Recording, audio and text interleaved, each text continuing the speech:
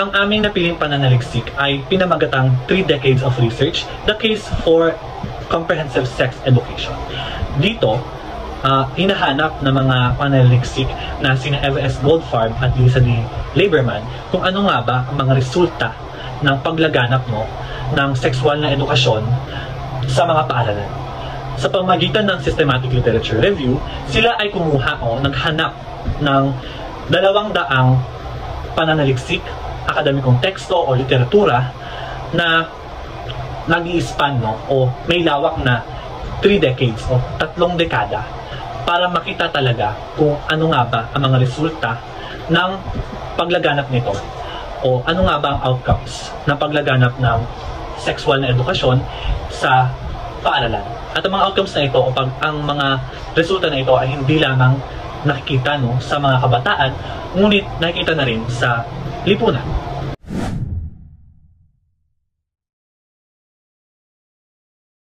Ngayon, narito ang mas detalyadong pagsusuri ng 3 pangunahing punto ng diskusyon at pag-aanalisa mula sa artikulo 3 Decades of Research, The Case for Comprehensive Sex Education.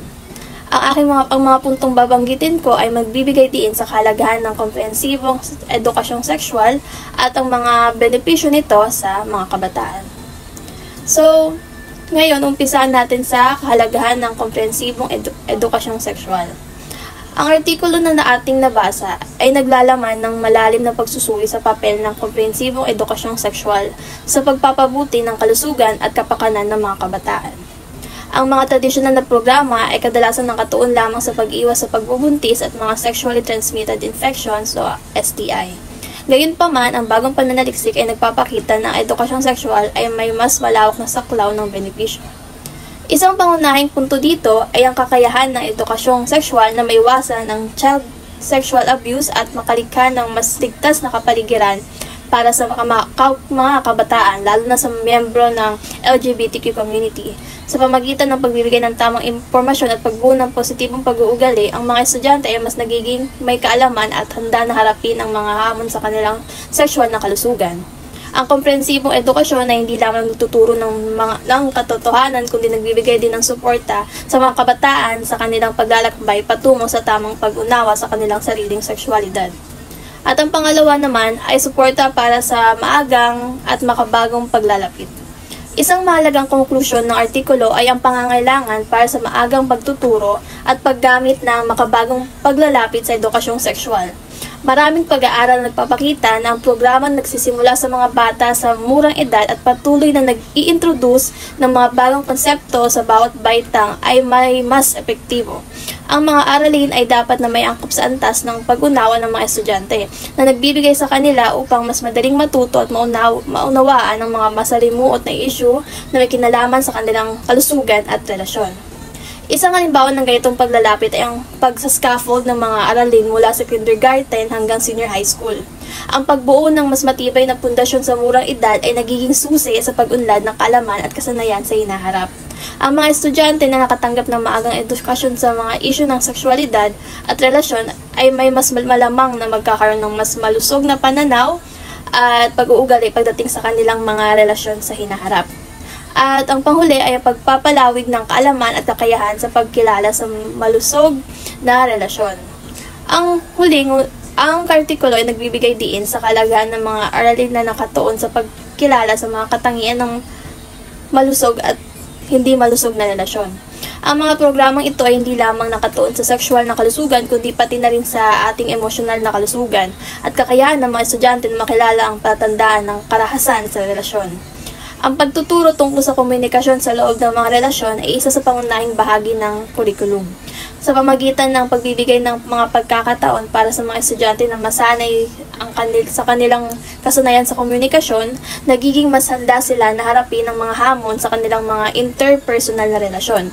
Ang mga batang mayroong wastong kaalaman tungkol sa malusog na relasyon ay mas malamang na makakapagbuo ng mga positibong koneksyon at may iwasan ng mga sitwasyong nagdudulot ng panganib. Para sa ating konklusyon, ang mga puntong ito ay nagpapakita ng mas malawak na pananaw sa halaga ng komprehensibong edukasyong sexual o sex education. Ang mga benepisyo nito ay hindi lamang limitado sa pag-iwas sa pagbubuntis at STI. Sa halip, may malalim na epekto ito sa kabuuang kalusugan at kapakanan ng mga kabataan. Sa pamamagitan ng maagang intervention at patuloy na edukasyon, ang mga kabataan ay nagkakaroon ng mas matibay na pundasyon para sa kanilang hinaharap na relasyon at buhay. Ang mga rekomendasyon para sa mga paaralan at guro ay nagbibigay ng konkretong hakbang upang maisakatuparan ang mas epektibong edukasyong sexual na nakatuon sa pagbibigay ng ligtas at suportadong kapaligiran para sa lahat ng mga estudyante.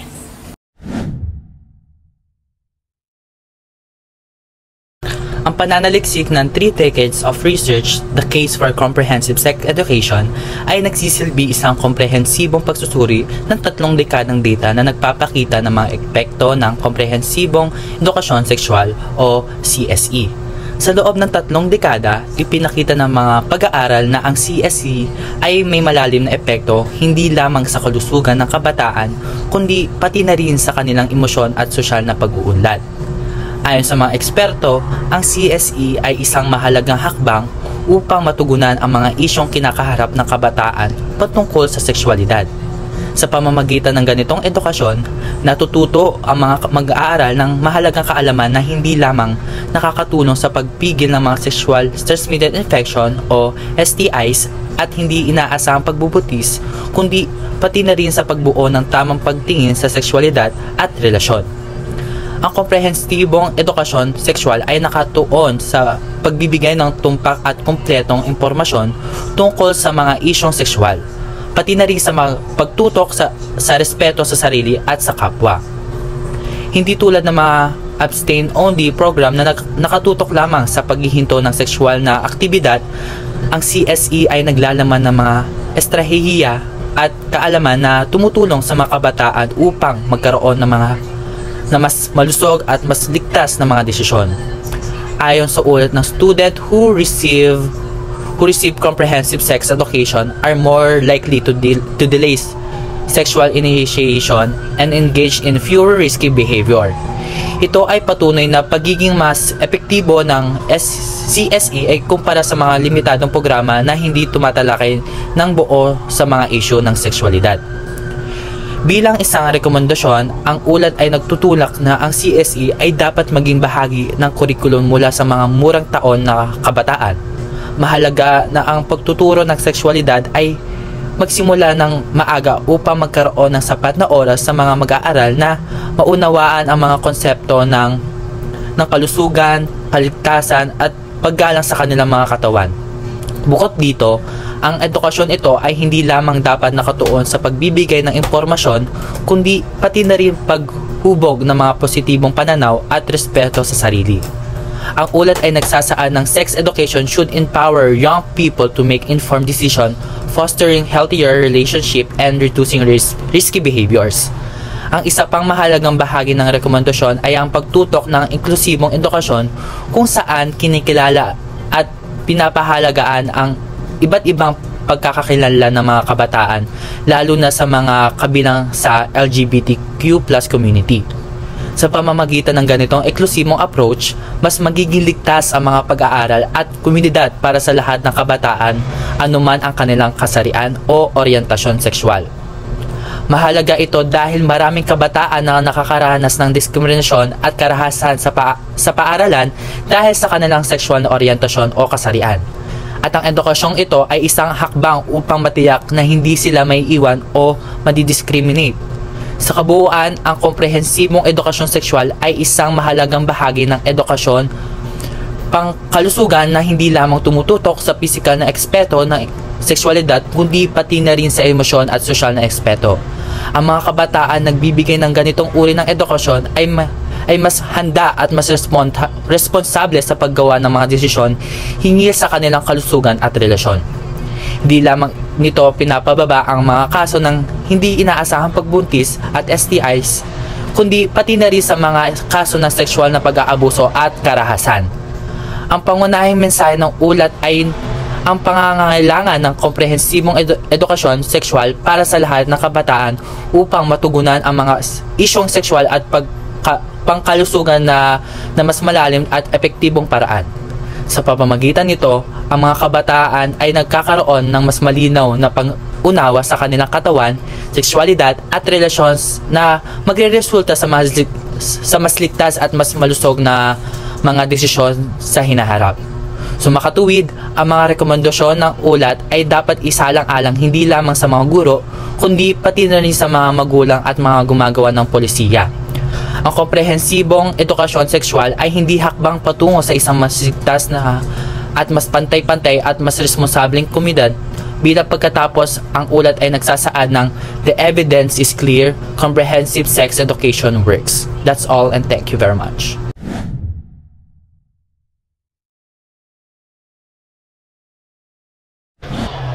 Para sa amin, ito ang pinakamagandang pananaliksik na aming may rekomenda sa mga interesadong matuto pa ukol sa sexual edukasyon, dahil ang research na ito ay napakalawak. Itong research na ito ay ginamitan ng systematic literature review ng mga mananaliksik nito, kung saan sila ay kumuha ng 8,000 na relevant na articles o mga artikulo o mga literatura o iba pang mga akademikong teksto, at sa 8,000 na iyon sila ay kumuha ng 200 na nag-meet sa kanilang mga criteria. At dahil doon, sa pangalang-pangalang, sa titulo pangalang ng aralin na ito, na 3 decades of research, mas naging comprehensive ang kanilang pananaliksik.